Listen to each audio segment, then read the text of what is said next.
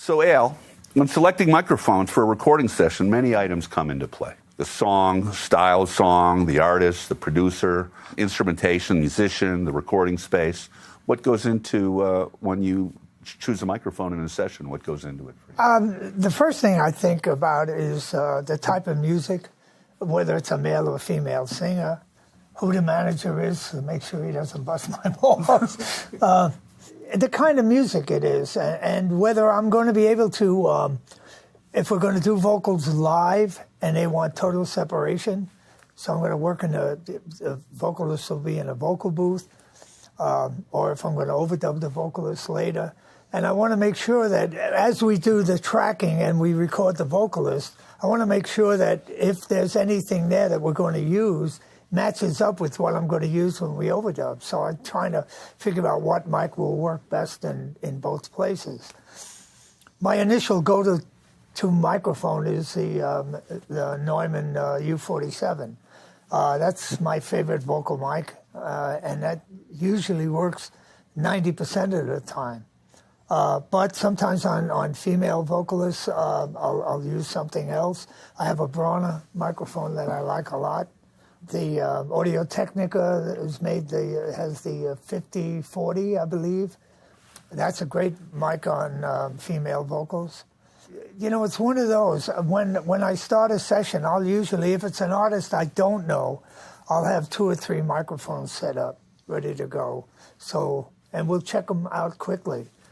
Sometimes the microphone you think will be the least favorite to work is the one you use.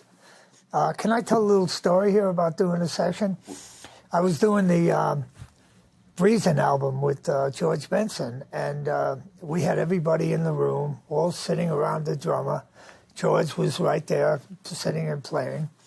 And we did all the songs were instrumentals except one, Masquerade, this Masquerade. So when it came time to do the vocal, I hadn't planned on it.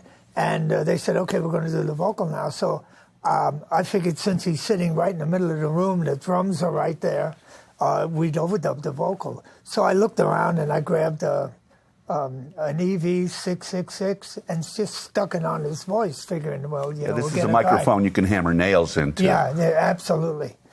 Anyway, he killed the vocal. That was it. And that's what we used, one take.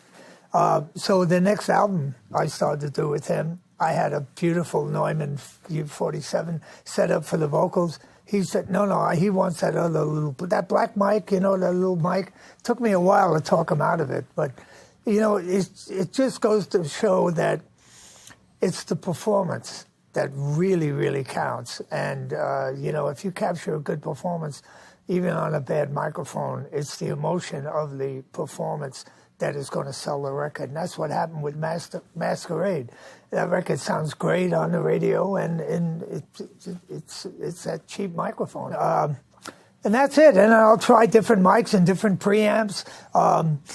If it's a new artist, I'll have 2 or 3 different preamps. I have a Martech that I use. I have Neve preamps. I have Suda valve preamps. So I'll try different things until I get the right thing.